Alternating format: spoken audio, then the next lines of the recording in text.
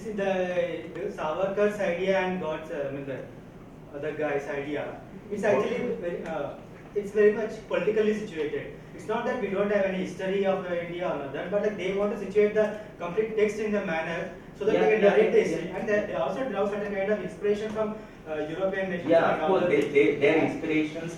Savarkar was in fact very in awe with Europe, the kind of successful nationalism that was built in Europe. So he was kind of inspired by that model itself.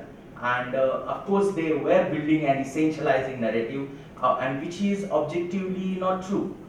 The kind of golden age they are describing in Maharashtra, we have this very interesting text by Dalit scholar Rausat Kasbe. In 1980s, it kind of destroyed this claim of golden age so powerfully that RSS publicly burned the copies of the book. So it's there objectively. They are constructing, they are imagining in a way. So I agree there. The mobilization strategies which you are referring to, it's like RSS strategy actually works in a different level. If you understand, if you go look at the history of RSS, they have like started working in every level, schools level to colleges, VHP, RSS, every level. There is a recent work by Tariq Taichel, he is one of the scholar. He has done how actually the number of the RSS organizations increased in a particular state, and actually how that actually helped the BJP to gain the power. So in the name of service and other things, how the RSS or Hindu organizations actually start doing work, and how it actually manifolds into a political power. So this that is very right. But that's what we were interested in understanding. What is the basis that they are trying to achieve? What is the goal that they are trying to achieve? And how was it set up? So even Savarkar, if you look at the kind of connection RSS had with Savarkar because of his implication into Gandhiji's assassination, Savarkar was kept at a distance for many years. So in that sense, they are kind of RSS is modifying their strategies. Okay. But what is the base that we were trying to understand? You can maybe carry that on afterwards, but yeah, that is very interesting. I should respond to 2 questions, then we'll take another round of questions. Okay, so I think in terms of Kanika's question, which I think is probably how I want to respond to your general point as well, what I'm trying to bring to trust, and I'm not the first person to do this, but I think I'm the first person to kind of bring it into IR, is I want to apply a social interactionist approach. If you want, I want to use social constructivism to think about trust as an emergent property of interaction. I mean, there's a bit of that in Alex Wendt's book, Social Theory of International Politics, when he's talking about alter and ego and their initial interactions, when he sets up the theoretical framework of social constructivism, drawing on Berger and Luckman and kind of, but Alex doesn't take that through through the rest of the book, in my view. And the interactionist perspective gets lost. For example, when he talks about the end of the Cold War, he talks as though Gorbachev kind of woke up one morning and decided to end the Cold War. So it falls much more into an individualist kind of position, which of course he's critiquing in the theoretical framework. So what I'm trying to do is hold on to the idea that the interaction perspective, so it's not, the emotional bond is an emergent property of interaction. Now, the conditions under which the emotional bond forms, Teresa and I just asked for 2.4 million euros to look at, because we want to try and understand what it is that makes that emotional bond form under some conditions and not under others. And that's a project we're developing with Marcus Holmes at William and Mary College, who works on neuroscience and international relations, and one of our PhD students, Josh Baker. So in a sense, invite me back in a year or two's time and we'll have a better answer to this. But I mean, what I'm arguing in my book is, in a sense, is what are the implications if that bond then gets formed? So in the empirical cases, I tell the story of how I think that bond forms, and in the conclusion I try and draw out some implications of that. But ultimately, in a sense, that's the black box for me at the moment, the bonding. What is it about?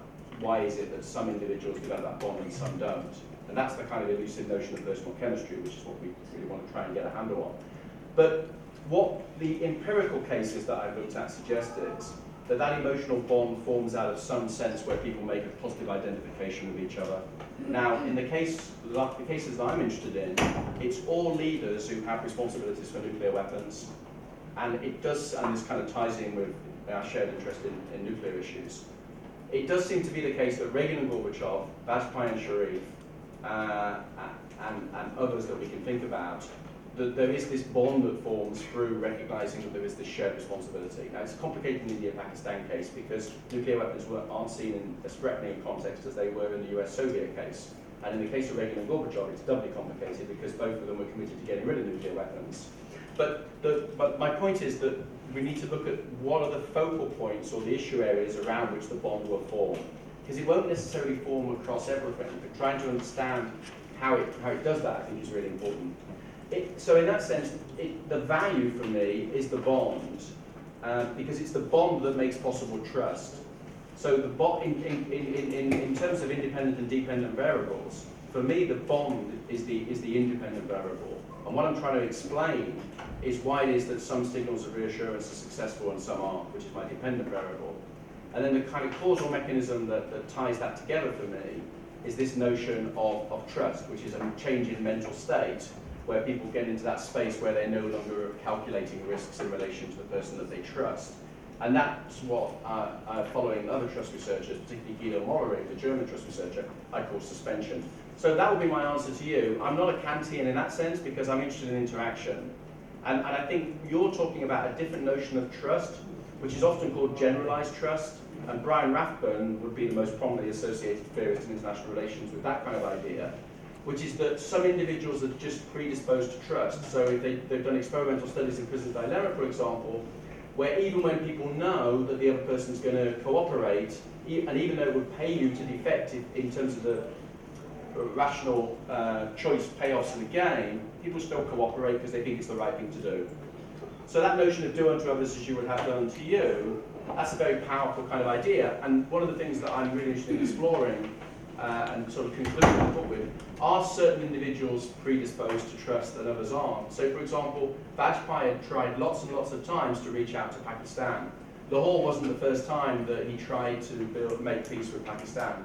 So it's too simple to say that it was just about nuclear weapons and so on. So maybe Vajpayee had a disposition to trust, because even after everything that happened with Nuzul Sharif, even though Musharraf had been the person that had deposed him, that betrayed him, if you want, Vajpayee still went back in 2002 and 2003 and tried again with Musharraf.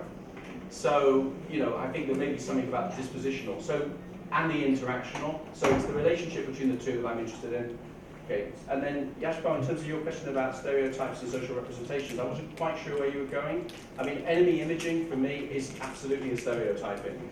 Now, of course, sometimes though, it may not be a stereotyping, because sometimes we might be right to have enemy images. Picking up Vina's point, you know, we were right to have an enemy image of Nazi Germany. Winston Churchill was alone, you know, in the 1930s in the UK, a few others, saying, look, we've really got to stop this person. But the evidence that he had for that arguably was quite thin at the time. That's why the waving, the Right. appeasement policy. Yeah. And you know, it's always forgotten because, you know, I know this because my university, as I say, was founded by the Chamberlains. They were pivotal to its founding, but it's often forgotten that Chamberlain, when he went to Munich, he'd already accelerated fighter production in the UK. So he was already thinking about the possibility of war. The Joint Chiefs of Staff were very anti him going to Munich and trying to make peace, but nevertheless he still was kind of hedging his bets a bit, so that's always worth remembering as well. And okay, so I think that's that round of questions. So now we'll move on. So the first question I have, you wanted to ask me one. Yeah. So do you want to do that first, and then I'll go to the lady at the end, and then Teresa, and then Katerina. Okay. Okay.